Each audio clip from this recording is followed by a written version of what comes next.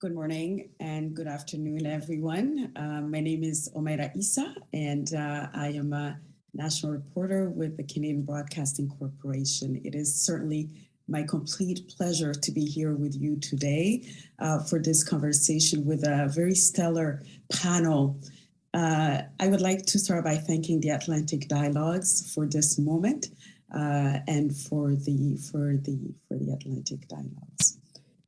The panelists, I would like to start by introducing Afseta Biola, who is the president of Women in Africa. We also have Ruben Chizanga, who's the director of programs at Ellen Johnson Sirleaf Presidential Center for Women and Development. Julia Merkiseni, who is the Human Capital Senior Program Manager at the SMI.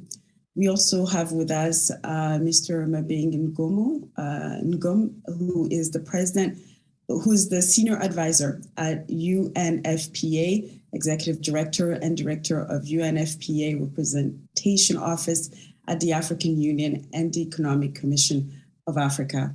Very important conversation ahead of us on the demographic shifts in a pandemic world that we have been living in. So we will start directly right now by asking a question to Ms. Chizanga. Let's talk a little bit about this demographic shift happening, particularly when we talk about women and girls in Africa. Is it being given enough sufficient attention in this pandemic world that we live in? Thank you, Myra. I think the effect of COVID-19 on Africa's women and girls has been significant. For instance, over 2.5 million African girls are at risk of not returning to school, which, as we know, will have a long-term, negative impact on the continent's human capital. Also, in relation to girls, we are observing increased child marriages and teenage pregnancies that are likely due to disruptions to essential services and labor markets because of COVID.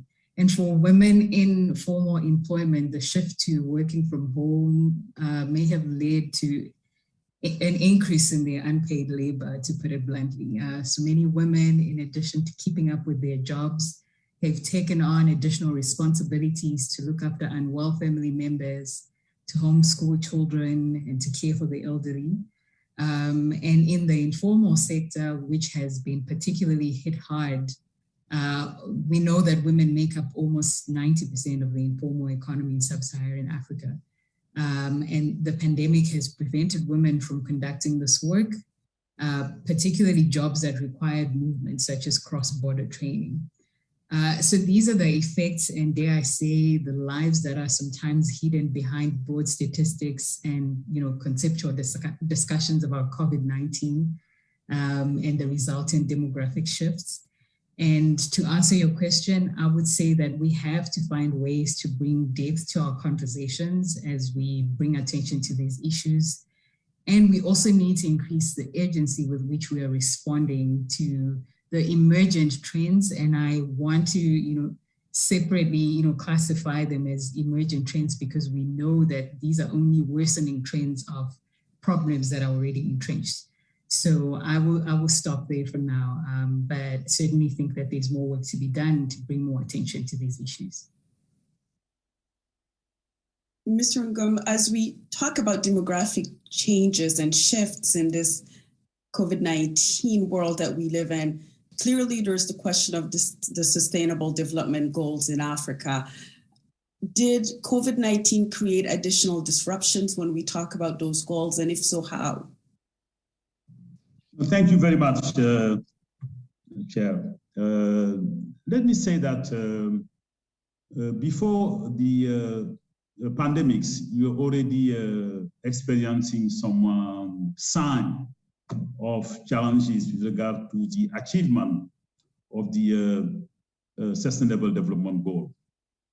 But when COVID-19 started, we have seen an incredible number of critical programs being delayed or stopped, especially a program geared to, for instance, helping Africa harness the demographic dividend.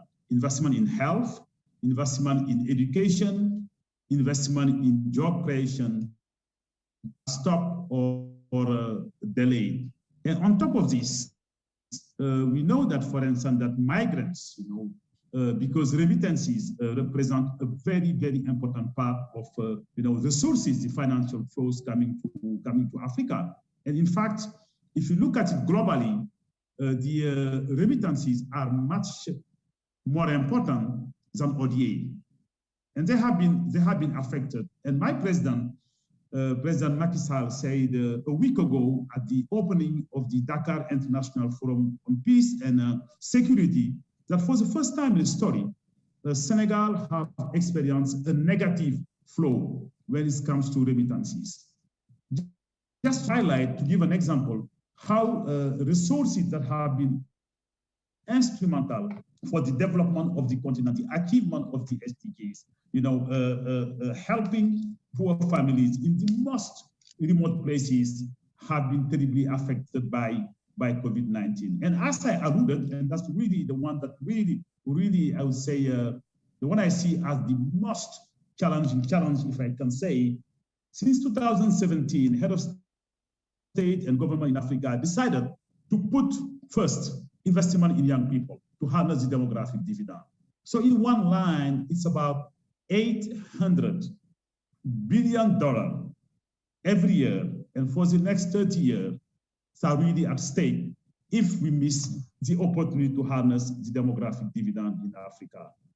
So in a nutshell, there are a myriad of issues I think we really need to discuss and to see what action can be taken so that we recover best. Thank you. Thank you for those words. Ms. Makhzeni, let's talk a little bit about the Arab Mediterranean region particularly. And when we talk about demographic shifts, we certainly can talk about mobility. Does the concept of mobility need to be reinvented in that region? Yes, hello, good morning. Thank you, Myra, for this question. I'm really pleased to be here with you. So yes, thank you for the question, because indeed we do feel at the Center for Mediterranean Integration that rethinking mobility is really needed in the Euro-Mediterranean region. And why it is so needed is needed in order to give the youth the means to become actors for change. I will explain what I intend for this. So we just published a collective policy paper on this topic, and we did really think that there is something that is going around on a discourse on education, employability, and mobility that is needed and needed to be more inclusive. And why? Why this? Because as you underlined, in addition to the COVID-19 pandemic, the world, and in particular in the Mediterranean region, there have been profound changes that have caused a lot of uncertainties, and especially for the youth. What are those profound changes? Just to list some of them. For example, there is a very wide income distribution gaps that is growing and growing. The forms and condition of labor mobilization are changing dramatically. The nature of work is shifting also dramatically in terms of the skills that are required for its performance. And climate change is coming on top of that and is working as an accelerator. So what did the COVID-19 pandemic did on top of this did highlight, I think, the magnitude of inequalities that are still there. And so we did think that the only way to get out of it is to invest on the youth population, because this could be really the engine for the region to go forward. So in this context in which Mass unemployment, we know that youth unemployment in the Mediterranean region, on the southern shore, is up to 26%, so is extremely, extremely high. Employment needs in itself to be reinvented in a way. In a moment while nations are closing their borders and they are turned inward somehow, mobility really needs to take over, and something we need to do with this. Because why? The desire of mobility is actually fully aligned with the new skills that are required by the transformation of the productive system. Openness, creativity, adaptability, and team spirit cannot be separated from mobility and the desire of personal freedom. And so mobility in a way is expressing all this, and is a means, a vehicle in order to achieve the empowerment of the youth. Migration, as you said, is one of the form of mobility, but is not the only one. And actually what we try to dig in is to have a look at other forms of mobility and what mobility could encapsulate. And we have, for example, need for social mobility, a greater social mobility, mobility of knowledge and culture, which are the basis for a peaceful region. So all this reason called for a rethinking of the concept of mobility, and how we could maybe go into the details on what could be the things that could be done in the labor market and at the education level. Because when we are talking about skills, mobility, and youth, of course, the education sector is on the front line. But maybe I will come to this later. So thank you very much. Yes, I would love to come back to that question of education and mobility. Let me take a moment to just remind our audience that there will be a question period. And so if you do have questions, feel free to certainly think about them, and we will make sure to go to them. This is my moment to come to Ms. Abiola. Mr. Ngom was talking about demographic dividend. Will there be a demographic dividend in this pandemic world that we live in? It's a question, Amaria. Thank you very much. Great panel. I always learn a lot whenever I participate in your Atlantic dialogues. And I want to say, that the story when a little boy held a bird in his hand and he asked somebody, is the bird alive or dead?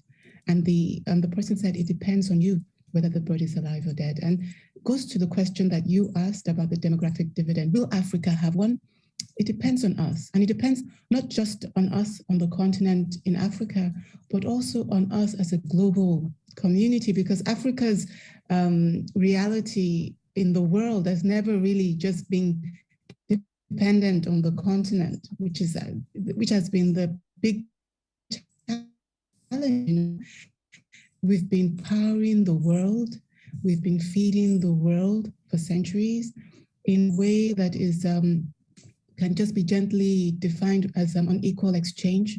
And if we have a continuation of that, then we will not have a demographic dividend in Africa. We actually need the world to engage with us as a true partner for us to have a demographic dividend. And there are so many aspects in terms of beneficiation of our resources. In Africa, we supply the world so many raw materials, and we're not getting the opportunity to actually develop those raw materials on the continent. If we could, people would have more jobs, we would be able to keep more income, and then you could have more of a demographic dividend. You can't have a demographic dividend when you have people who want to work but don't have work. The demographic dividend, the idea is that the population that is working, that is productive, is larger than the population that is aged or young. But it assumes that the productive population have jobs and have decent jobs. And as Ms. Julia said, the population that is productive, we're looking at 26% unemployment, but if you look at underemployment, you're looking at 50%. And this is not in one country, it's across the continent. So that's a signal to the challenge. And so we need, right now we're defined by green, free trade. We actually need decentralized trade. We're defined by Africa always supplying markets outside the continent. We will need to shift to intra-Africa trade. There's so many different shifts we would have to make if we're to ever have an opportunity to really have a demographic dividend. And we on the continent must become courageous and innovative enough to begin to engage the world on this. Mr. Ngom, certainly Ms. Abiola did talk about the demographic dividend there. When we think about the Atlantic Basin in this moment of COVID-19, are there success stories that you can point us to?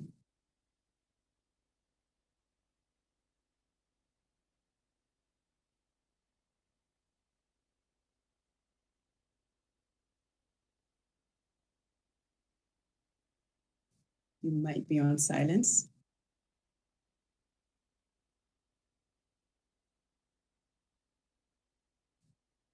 You might be muted.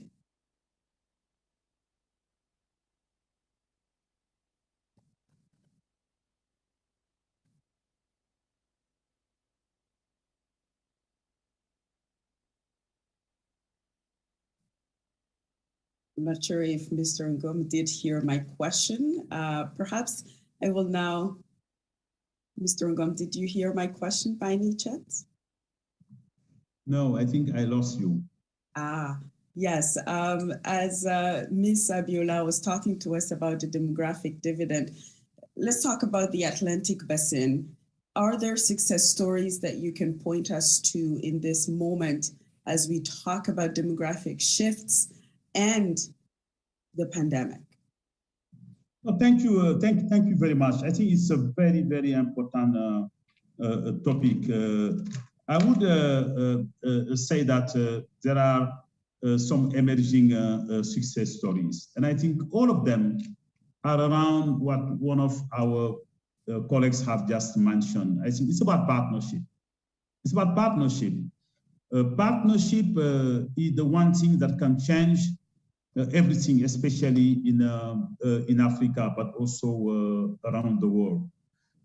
Just to go back to the demographic dividend issue, we have this very, very innovative partnership we call the Sahel Women Empowerment and Demographic Dividend. A partnership between the World Bank and 9 countries in West and Central Africa. We call them the Sahel countries, some of the Sahel countries. They pool their resources together and making some incredible investment in girls. And I think it's very, very important. Girls' education, making sure that women have access to family planning services, they stay to school, they have safe space. This is vital if we have to achieve the first step towards the demographic dividend, that is the acceleration of the demographic transition we need in Africa. We have also several other partnerships, but very often of smaller scale. And I think that's the point I want to raise. We need to identify these success stories and make sure that partners join them and make sure that we go from place to place and expand them so that we can have the critical mass we need to change the life of the people. There are a number of programs in that direction, and I'm happy to come back to this. When it comes to investment in the education of young people, at this particular time, we have also some interesting perspective that can be really replicated across Africa. And again, it will be all about partnership. I don't want to call it global solidarity, but I think it's vital for the world, not only Africa or the African, to act together and address some of these threats. One of my colleagues just mentioned the employment challenge for young people. And I think we need to have a kind of an integrated look at all of these issues. They can no longer be addressed separately. From a vertical perspective or from a horizontal perspective, every single issue or big issue is related to a number of issues. And whatever is happening in one place will affect the others, not only in Africa, but our neighbor in Europe and the neighbor of our neighbor. That's why the word partnership is really the key we need to invest in. Mr. Zenga, as Mr. Ngum talk about partnership, how can we prioritize women to mitigate against these COVID-19 disruptions as we all attempt to imagine a post-pandemic world? Thank you again, Omaira. I think we have to allow and support women to lead. We cannot continue trying to find solutions for women as if women themselves cannot take charge and shape their country's destinies. The pandemic period itself demonstrated women's strength, their competency and leadership skills in a way that the world had not quite recognized before. In countries with women leaders, COVID-19 responses and recovery rates were markedly better than their male counterparts. And this leadership was seen across political, health, and corporate sectors. So if I had to make one recommendation that I think would be a game changer, it is to increase women's representation in leadership positions across all sectors. And this is certainly work that we are taking seriously at the EJS Center. We're not just preaching to others. Through the Amuje Initiative, we're working to support African women to take up positions and excel in the highest levels of public leadership. But beyond the continent itself, I think we have this window of opportunity to shift the gender makeup of global leadership.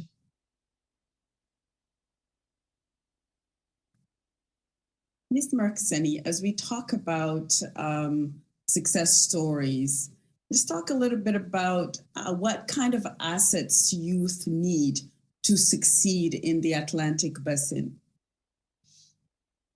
Okay, thank you. So maybe what the youth need, I will come back to the concept of mobility for the Euro-Mediterranean region in particular, and how this can be a motor for success. Because what we said is that, and what we need to have in mind is that youth actually is, by definition, the most mobile segment of the population, because they are in the best age, they are free, maybe they don't have yet a family, they don't have family responsibility, and they can go and explore the world in all different senses. So in order to do so, what we can do in order to make mobility a mean and to empower youth and let them actually take their future into their own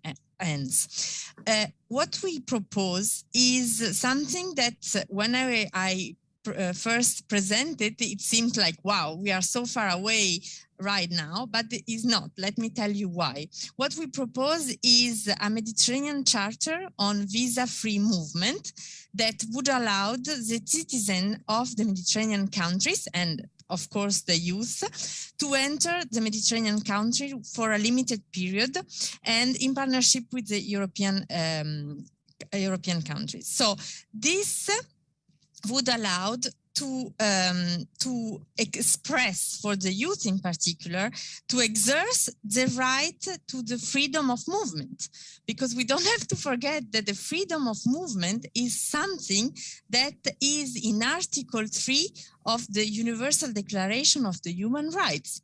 But where is the problem? The problem is that this declaration allows to exit a country, but the right to enter another country is not delivered at the same time. So you can leave one, but you are not free of access in another one. So in a way, there is a problem there that is a little bit complicated to solve when we are dealing with borders and this kind of thing. But if we do establish this Med Charter of visa-free for at least a short period of time, with this will allow people, and in particular the young population, to explore the world, to see what is on the other side of the Mediterranean basin, and of course also in the other side of the Atlantic, because this is something that will help them to build their own future. They will learn so much in getting to know other people, experience themselves, other culture, etc. I mean, it's not only the physical mobility, but physical mobility is also important, and this is why we do think that this is something that at least at Euro-Mediterranean level, we could achieve. And why? Because this was the reality. This was the reality not so far away. This was the reality in the early 60s and on the 60s and in early 70s. So there was actually this freedom of movement for short stay among the European and Southern Mediterranean country.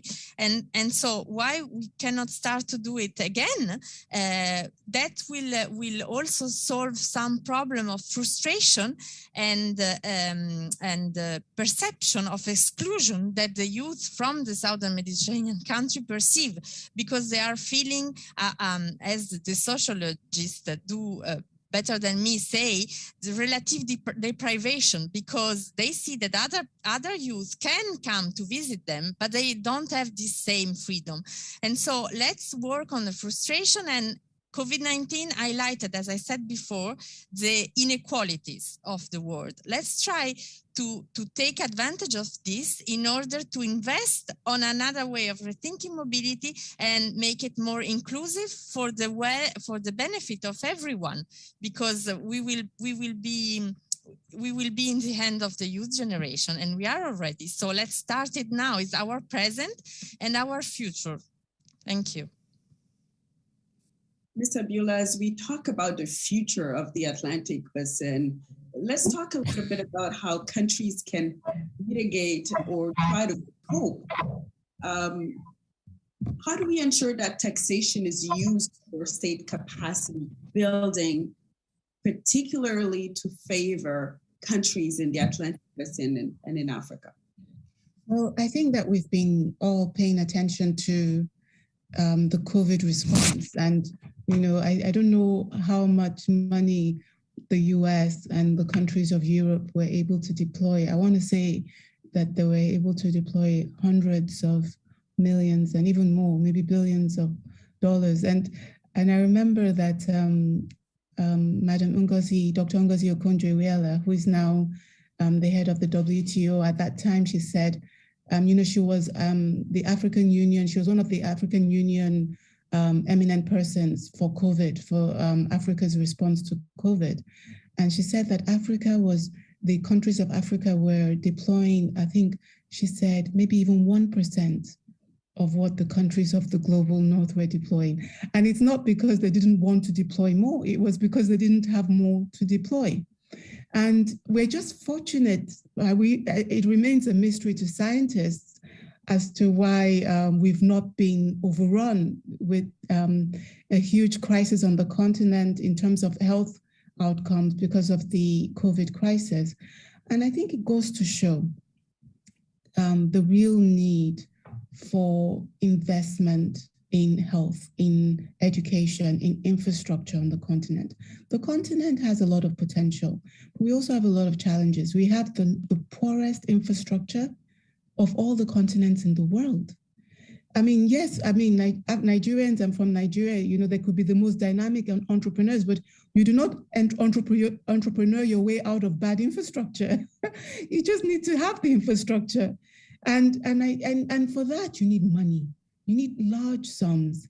So I don't know, I'm so happy to see Mr. Ngom because he can speak with all due authority on this issue, because the United Nations Economic Commission for Africa released year by year the study of I want to use the word bleeding of the continent in terms of money.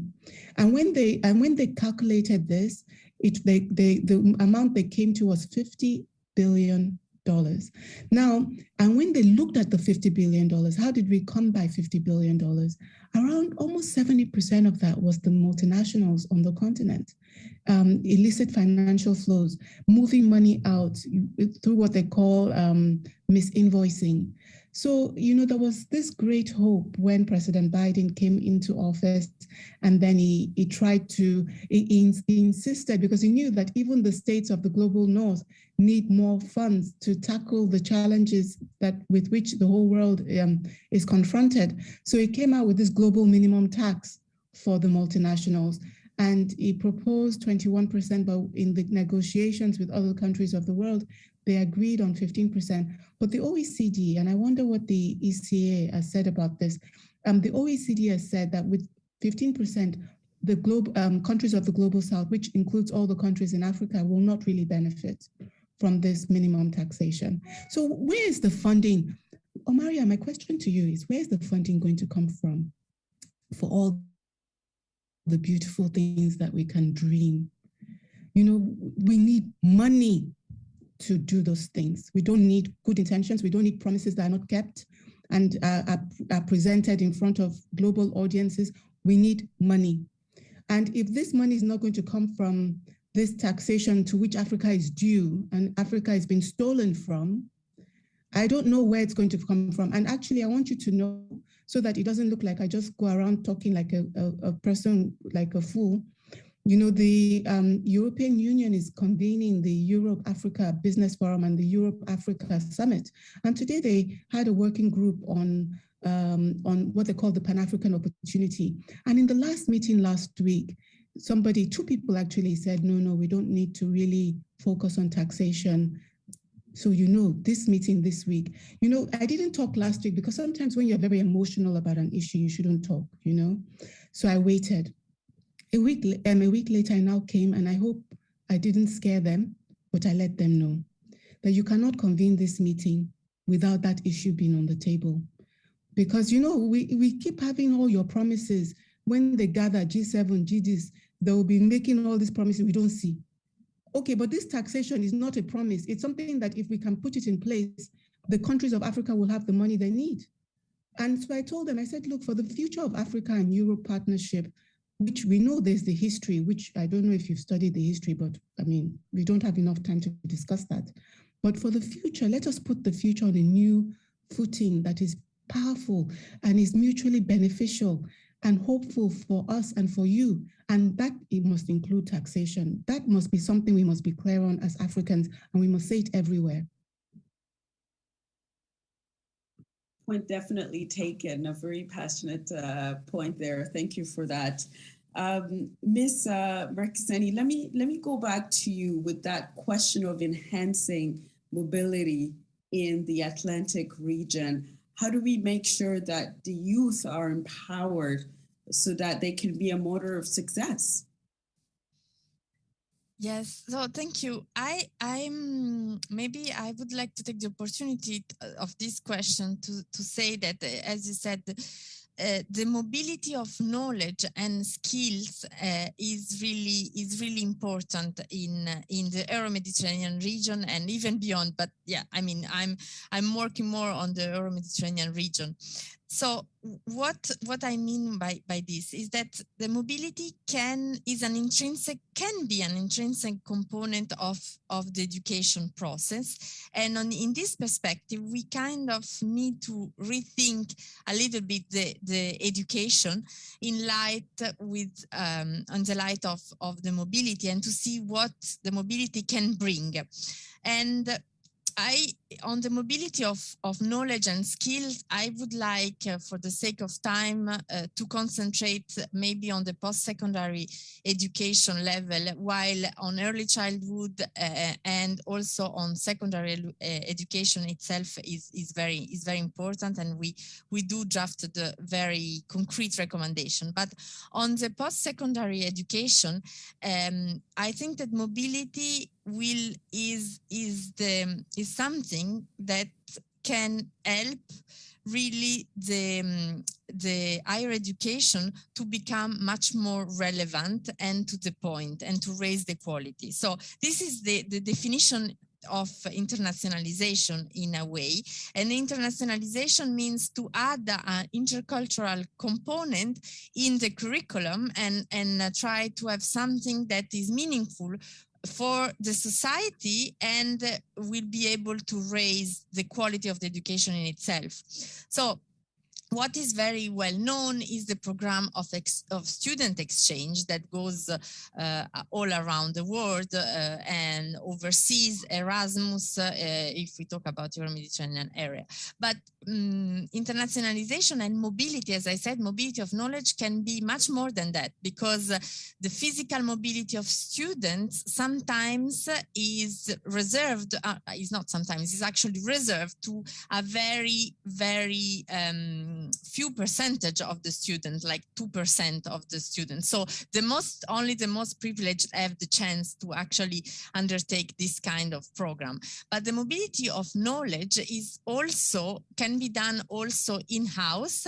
And with the COVID, we actually discovered many very fruitful way to have internationalization even without physically cross the border. This doesn't mean that crossing borders and do it is not good. It is, but there are other ways to do it and to bring the benefits in terms of 21st century skills that deals with adaptability, with the critical thinking, with the innovation and creativity that are needed in whatever sector you are working or you are studying on. Even if you're a doctor, if you are a chemistry or whatever, you will need to be adaptable. And today world, I think it taught us about this. So in this sense, internationalization and the COVID showed us that there is an opportunity for the country on the southern Mediterranean to catch up on the agenda of internationalization by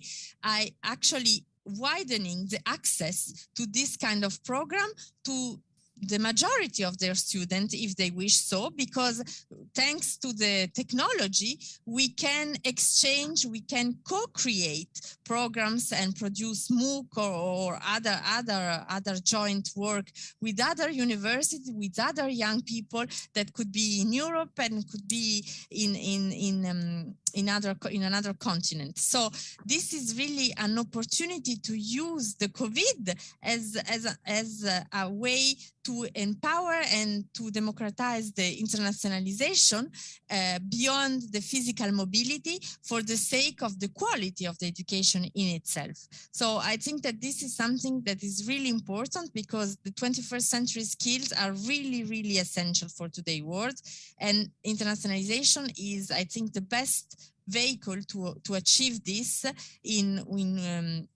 higher education level. And we should give to this topic and to these different activities really political attention and the priority on the political scene.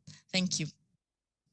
Ms. Chiznaga, let me get back to you. We've heard certainly that there needs to be more opportunities for youth in the Atlantic Basin around mobility. Let's talk a little bit about women and girls. Are the countries today taking enough measures to help themselves cope with the demographic changes? Well, there certainly have been improvements on women's fortunes, but I think we all know here, to be frank, that we haven't made enough progress. So I think I saw a report very recently that said that, women are still earning since a study conducted in 1990, which was the relative point, but they're still earning half of what their male counterparts earn to this day. And we're seeing this across the board, across different statistics that sort of measure progress or development in terms of women's rights and the advancement that we've made. And most certainly what happened during COVID was that we started to see that we are losing the ground even on the small gains that we've made. So I think a frank answer to your question would be that we're not doing enough, and we definitely need to do more. And I think a question, the way you put it was, our country's doing enough? We probably need to start asking more pointed questions about, are governments doing enough? Is our civil society doing enough? Is our education system doing enough? Are we creating enough jobs for women? Are we protecting enough jobs for women? Are we protecting the let's say, primary school girls, for instance, to ensure that they can get through just primary school? And, Julia spoke very eloquently about the benefits of engaging the high school going age children, but we're seeing that we are actually losing the girls at a very young age, with 72 million primary school age children now being at risk of being unable to read or understand a simple text because of school closures. So I definitely think that we can do more. And if we had more time, we should definitely be speaking about accountability. So who needs to do what, and what does that more look like? And how do we as civil society, how do we as citizens get more engaged with this issue of trying to advance and empower women?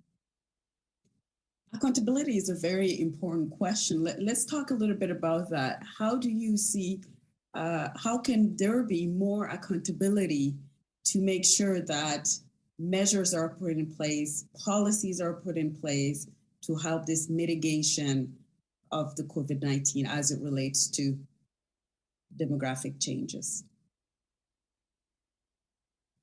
I think the first thing that we want to do is to move away from what we've traditionally done in the past, which is to ponder on issues and discuss them for too long, and realize years later that we have done nothing to actually solve the problem. So I think the first thing that we can hold our governments accountable to is taking action. So I want to highlight, for example, the issue of gender-based violence, which became quite a prominent issue during the lockdowns.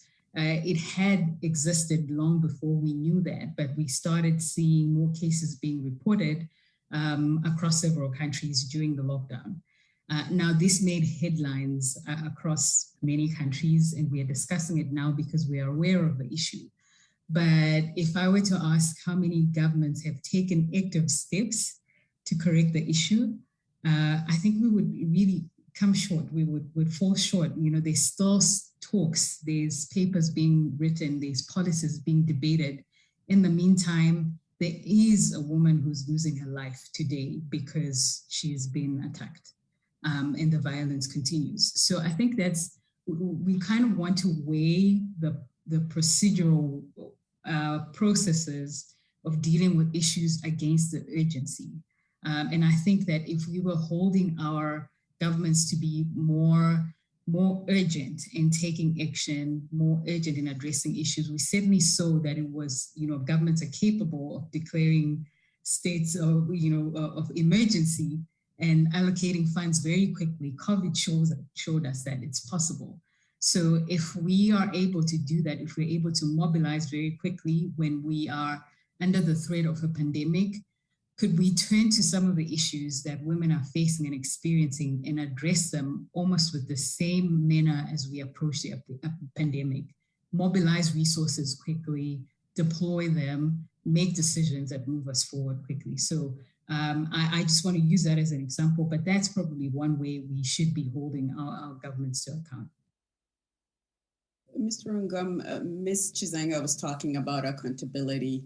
Let's talk a little bit about how can we get there? How can we get to a place where there are more success stories like the ones you shared in this Atlantic Basin, where there is migration, as Ms. Marquezeni has talked about, where there's certainly this pandemic that we're dealing with?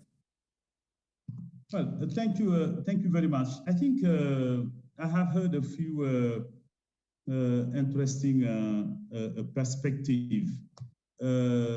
I would say resources is an issue, but I don't think that it's the most critical one. I think there should be a desire to bring about change, and that desire needs to be shared. And then once the partners are focused on that common agenda, I think everything will be possible. I have seen, for instance, some excellent progress, and I think to come back to the accountability issue, it should be everybody's business, as I was alluding. That's why I was pushing for the word partnership. And let me take 2 minutes and give you a personal story. When I arrived in Dakar 2 weeks ago for my leave, I decided to go and visit the biggest girls' school in Senegal, Lycée Kennedy. To go and see a young Senegalese guy. He's a teacher, not teaching there, but he go from school to school and to repair the toilets, repaint the wall, fix the tables. When I arrived, it was so hot, I couldn't even open my eyes. And I took the deliberate decision to plant trees in that school. It was Monday. Saturday afternoon, we have over 650 fruit plants planted in that school. Young people are so engaged, they watering the plant with a bottle, they bring in the morning. And this weekend, I have read in Twitter, the young man who was supporting me before few friends, he went and replicated 120 kilometers from Dakar. So imagine what it means for Africa if each of us starts something like this. That's number one. Number two, I think we have resources, but we cannot. I fully agree on the idea of mobility, and I think that's the way forward, because we're going to have some part of the Atlantic Basin where you have aging that is becoming a major threat to production, to stability and peace. In the other part, like in the Sahel, you have high population growth where the young people are all over, but no opportunity. So mobility is part of it. But where are we going to get if, for example, it's about just mobility for people who didn't go to school? If you look at it concretely, in the Central Sahel, between Burkina Faso, Mali, and Niger, we have over 8 million young people between the age of 8 and 14 not going to school. That is 55% of the people we believe will be running Africa, the Africa we want by the Horizon 2063. And as my friend just mentioned, this number is increasing because of insecurity. It is increasing, because of closure of school. It is increasing because of the high population growth. So the perspectives are not very brilliant. That's why I was saying we need to have a kind of a multi-approach when we deal with child marriage that is driving high population growth, women's rights that is preventing them from having access to family planning and the reproductive health right. We need classrooms, we need teachers, we need over 9 million classrooms in Africa to put our kids in school. And Africa cannot do it alone. So it's why I say it's going to be only through partnership, and our friends in Europe and beyond should understand that this is not only the problem of the Sahel or the problem of Africa, it's everybody's problem. If we do not make it work, we will create a situation like what we see currently in the Central Sahel, that will have a much, much higher cost for Africa, all Africans, Europeans, and their neighbors. So it's why we need to invest in partnership and genuine partnership. And to be frank, with the COVID-19, we have seen a growing isolationism. Everybody was just dealing with its own specific issues across the board. And this was a very, very strong sign that the world was not heading to the right direction. On the issue of the young people, and I don't want to be speaking too much, and this girl issue, we are making very good progress through the mobilization of religious leaders, the mobilization of traditional leaders, as we have seen 2 weeks ago in Niger, with President Bazoum, with the traditional leaders, pledging change. We have seen it in Kano, we have seen it in Burkina when I met the Moronaba, who appointed President Roch Kabore as a champion for demographic dividend. So there are some incredible change happening, but it is too slow to stop the devastating situation Africa is facing. And I fully agree that commitments need to be followed. There are a myriad of commitments at country level, within partners, civil society, including in my own organization. We need to follow through. And my last point, and I'm going to stop here, is we cannot deal with everything at the same time. We have to take a strategic approach. If, for instance, we do not stop child marriage, we do not make family planning service available, the consequence will be like, planting new trees. You cannot stop it by cutting one leaf or cutting a branch or cutting the trunk. So you have to deal with the issue at the root causes. And I believe that Africa have 2 major challenges ahead of us.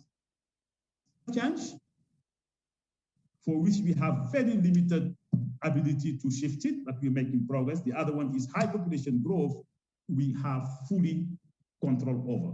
And the starting point is we must stop child marriage. And we need to make sure that women's rights, especially access to family planning, is a reality for our women. Thank you. Ms. Abiola, as we talk about women, how do we invest in women in the Atlantic Basin as economic vectors? So it's really been a privilege to be with the members of this panel who are clearly deeply responsible people, each one. It always just makes you feel so hopeful for our wonderful and beloved continent. And, for me, I'm always most hopeful about Africa's women. I myself am privileged to be the daughter of Abiola, who waged a battle against the military dictatorship in my country and was gunned down for doing that. She was killed at the age of 44. I was 21 years old and I just graduated. In fact, I had 6 more months to graduate from Harvard University, but I was lucky, because, as soon as she died, in Nigeria, there's something that the mothers do. They call it training. They train their children. So I lost her early, but I was already 21. So she had already done the training. So as soon as she died, it was as if I had a list of instructions from my mom. I called my auntie. I said, send me my younger brothers. My younger brothers, the youngest 2 were 7 and 9. My auntie sent them.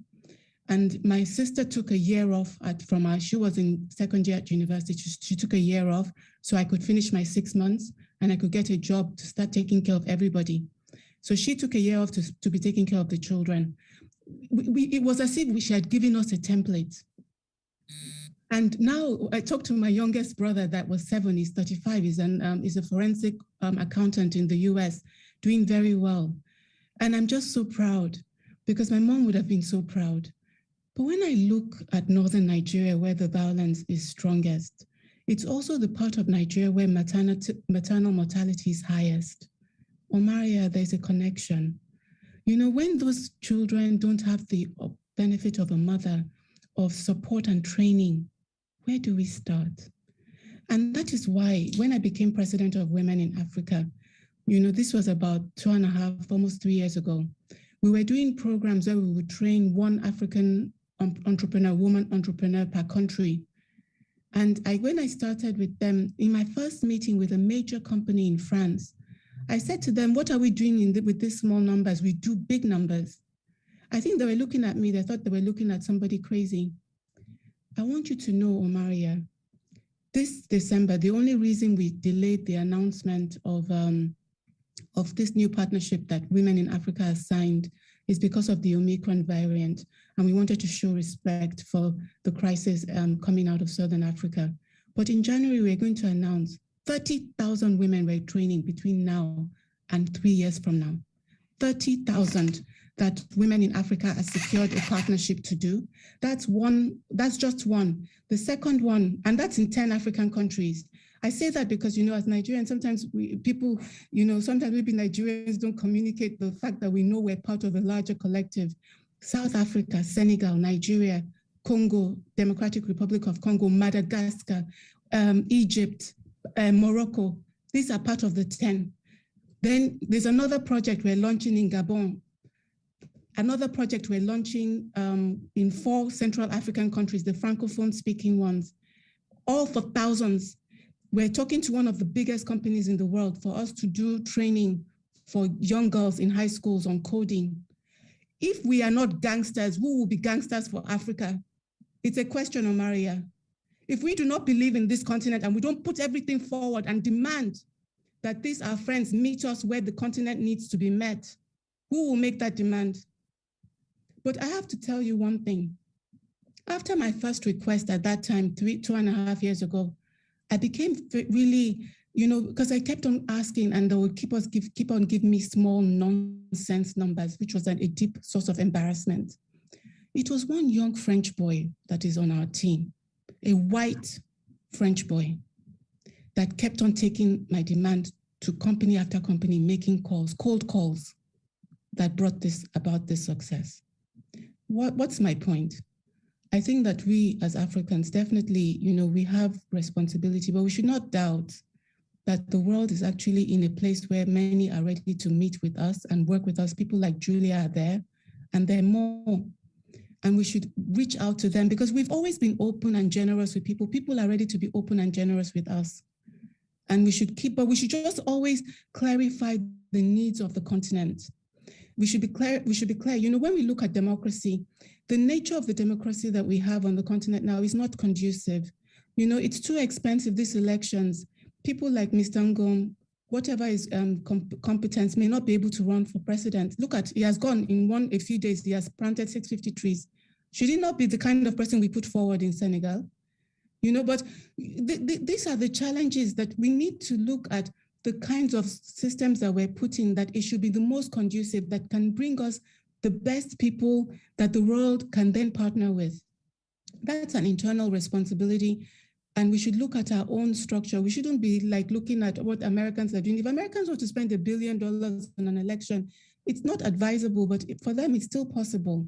We should not be looking at running expensive elections as we're doing. We should look for another way. And we should look for, and I completely agree with what Mr. Ngom and all the other panelists have said, that, you know, it's not just government. When we say accountability, I, as a Nigerian, I, as an African woman, I'm also accountable to the continent. And I must hold myself to the highest standards that I want to hold my president. And I must be doing my own best, you know, and our diaspora has always done that. You know, our diaspora is so beautiful. As Mr. Ngom says, it's a shock that what they're remitting is dropping. It's a signal of their stress. And in that regard, I even think the African Union and the president and the leadership of Africa should engage the world on how we're protecting African migrant workers in the different countries so that they're not being exploited, because if they're earning, they will send. That's the nature of the African diaspora. So if they're not earning, there's a problem, and we need to look, because there's a lot of racism, we know, and they're in the front lines of that. And whatever we can do as a continent to protect them, we should, because it shouldn't just be that they send money. They should know that we also have their back. But we should essentially interrogate everything. We should interrogate trade. We should interrogate aid. We should interrogate the concept of democracy. Democracy without economic democracy, the democratization of expertise, the democratization of opportunity is an empty shell. The Africans are not interested in empty shells.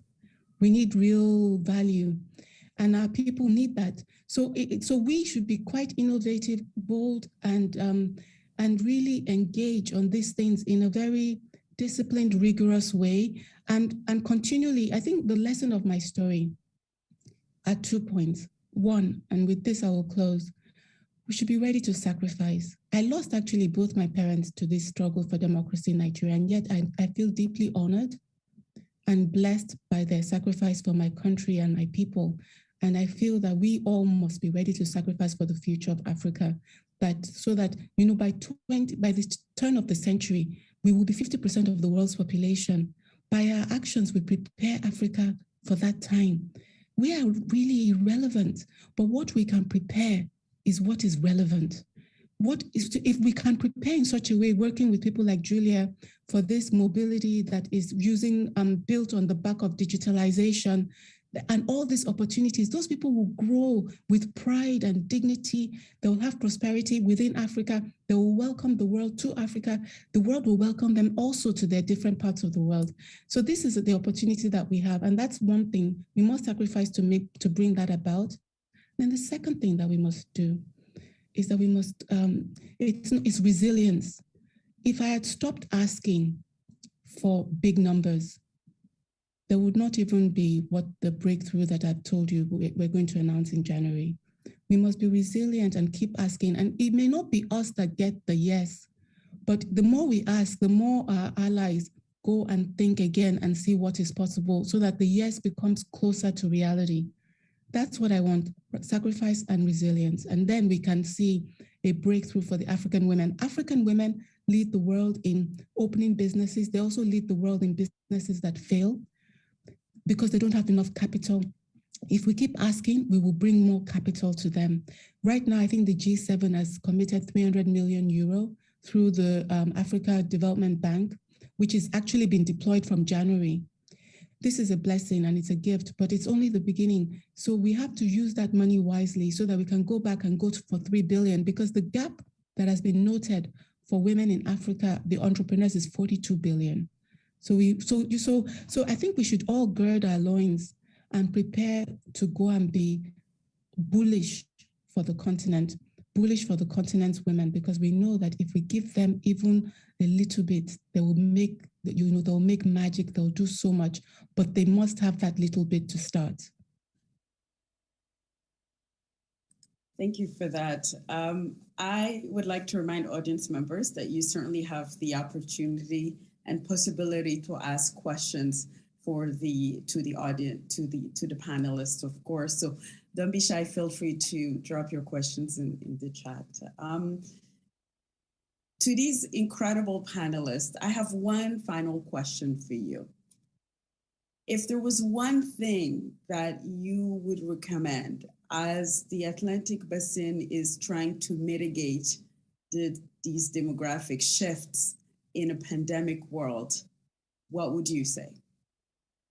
Let me start with Ms. Chizenga, please. Mine is merely to repeat the point I made earlier, which I stand by completely. It really is that we have to create room for women to lead.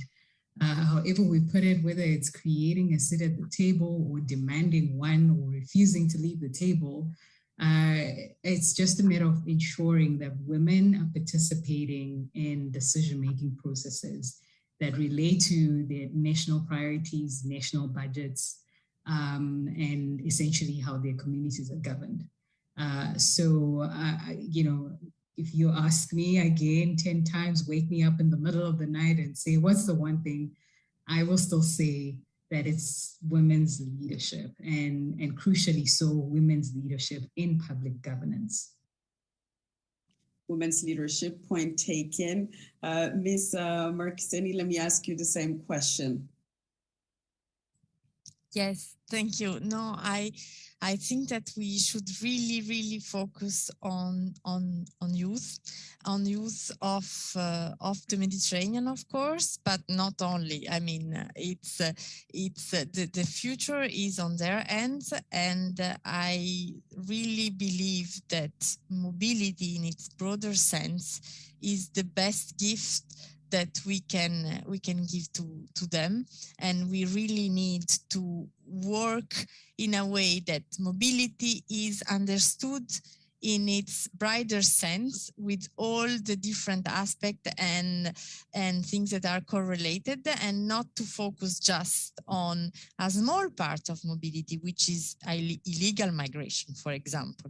We really have many things to learn from each other. We need to communicate, to exchange knowledge is the only way toward a bright future for the world and for the Mediterranean region and the Atlantic. I believe it's exactly the same. So just really to focus on this, because we are all on the same page, I think, on this issue. Thank you. Mobility, exchange of knowledge, point absolutely taken. Mr. Ngom, let me ask you the same question. Thank you again for this opportunity. I believe we just need to go back to the drawing board of the Sustainable Development Goals. I always say, if there is one difference between Sustainable Development Goals and the Millennium Development Goal, is that integration, is the word integration. It's one word. And perhaps if I'm asked another one, is Goal 17, partnership. So my point is, we really need to make sure that we all understand that the world will only be safe if each of us is safe. And I think we in the Atlantic Basin need to be even, I would say, stronger together. So I think we need to build a strong partnership, and I think we need to understand that there is no issue for a country or a community. Every issue we see somewhere is or will be an issue for all of us. So let's be solidarity and let's work together, and let's make sure that we really live up to the value of the Sustainable Development Goal and leverage a partnership to accelerate. And I hope we can make it despite the terrible sign of distress we can see today, not only because of COVID, but because we have the tendency to wait for the last 1,000 days, like what we did in the era of the Millennium Development Goals, to start, pushing. So we are now a year in the decade of action. So we have less than 9 years left. Let's accelerate today. Let's build this partnership today, and let's not wait for the last 1,000 days to start, accelerating. Thank you for the opportunity, and congratulations to the Atlantic Dialogue. I really enjoy, participating in this wonderful platform. Thank you. Integration, partnership, your point is taken. Ms. Abiola, you get the last words of this session. Please, what would be your answer to that question of one recommendation?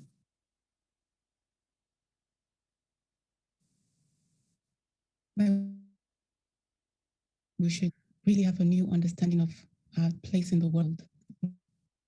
I think the fact that the whole universe, there's only, so far we only know about life on this one planet. I just think we're such a miracle. We're such a miracle. And I imagine that the whole cosmos, the whole universe made an effort to make us possible. And when we come to the place that has been made possible with so much effort over millions of years, you see us fighting. It's an embarrassment. I don't imagine that that's what the universe wanted. I think the universe is trying to see if you could bring life together in one place, what would they do? And I would love us to send a message of gratitude to the sun, to the moon, to all that make it possible for us to be here, to show that we're worthy of the energy, of the resources, of all the gases, all the combinations over millions of years that has produced us. Which brings me back to Africa, the first cradle of humanity. How Africa is treated says a lot about the mindset, the consciousness of humanity as a whole. It's an opportunity. We offer the world an opportunity to show what the world, what humanity is. And I hope that we are conscious of our role, of the great mandate that we've been given by the whole universe, and do something really spellbinding, something that for hundreds of years that will look and marvel and say, look at what those people did. It's the opportunity that Africa offers the world, and I hope that the world will take it. Thank you for those very important last words. I would like to thank the panelists, Julia Markizani, Mr. Mabengum, Ms. Rumbizai Chisanga, and last but certainly not least, Ms. Hafsa Biola. And I would like to thank the audience members for being with us today on this really important conversation about demographic shifts in a pandemic. And I would like to take this moment to thank the Policy Center for the New South for this incredible gathering with the Atlantic Dialogues. Thank you very much for having us.